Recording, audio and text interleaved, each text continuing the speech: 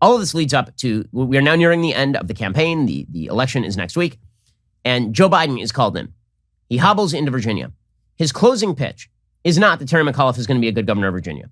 His closing pitch is Trump, Trump, McTrump, Trump, McTrumpy, Trump, Trump, McTrump, Trump, Trump. Now, you may have noticed that Donald Trump isn't running for governor of Virginia.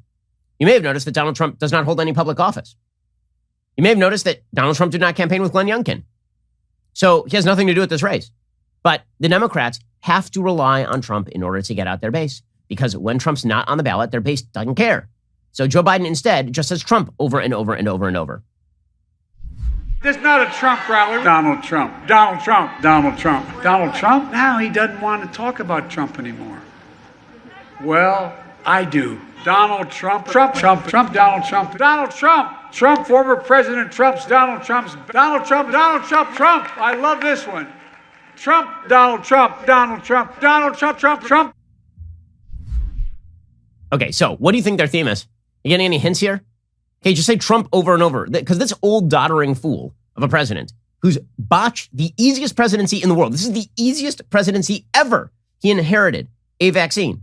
He inherited an economic boom because we were going to come out of the pandemic. All he had to do was sit there and continue to be barely sentient. That's all he had to do. And he somehow blew that. All he has, and all the Democrats have, is shouting Trump's name. That's it. And of course, lying about Glenn Youngkin.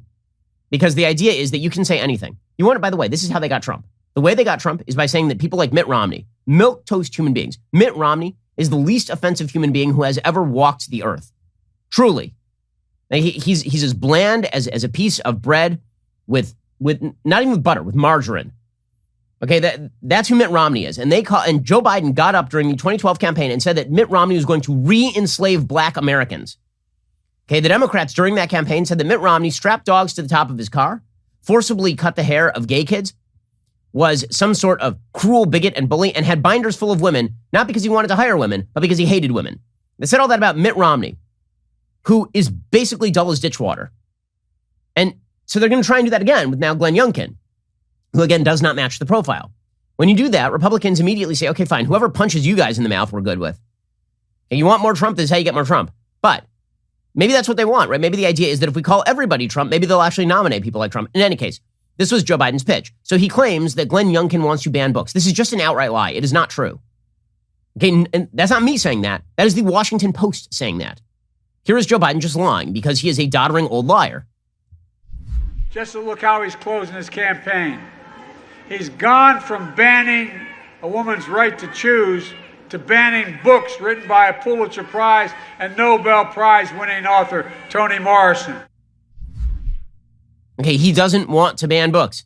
There's no evidence that Glenn Youngkin has called for banning books. The Washington Post said as much. Now, this is a repeat of a lie that Terry McAuliffe told during debate. And there was a recent decision by Fairfax County Public Schools to remove two books, one called Lawn Boy by Jonathan Evison and one called Gender Queer by Maya Kobabe, from high school libraries because there were complaints at a school board meeting because these are basically pornography. Okay, but the bill that they are talking about here does not do that. The bill does not allow parents to veto books or take them off the shelves. In fact, all that the bill, which is what is at issue here, does is veto the ability of parents to be informed that sexually explicit materials were in the school library. And the school board gets to decide whether the books stay in the schools. Parents can pressure the school board, but the governor doesn't get to decide which books get removed. All that has to happen under the bill that Youngkin supports, but that Terry McAuliffe does not, is that parents would be informed that there are sexually explicit books. Okay, but it doesn't even do that as the truth. Okay, the truth is that only instructional material is what parents would be informed about.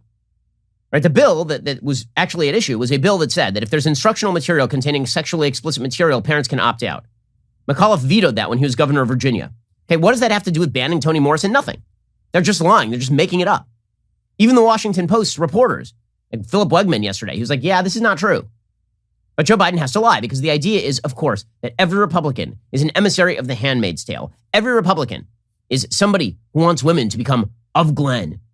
That every Republican is some sort of brutal, vicious, anti-gay, ridiculous person.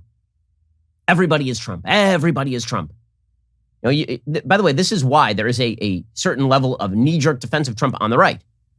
Because we understand, we do, that when Trump said they're not attacking me because they hate me, they're attacking me because they hate you, he is right. Until Donald Trump ran for president, the media loved Donald Trump. Then he ran for president, and because they hated Trump supporters, Trump became enemy number one. And this is perfect evidence of that.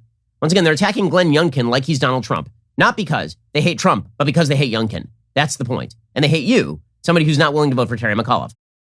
Who's got two thumbs and wants you to like and subscribe?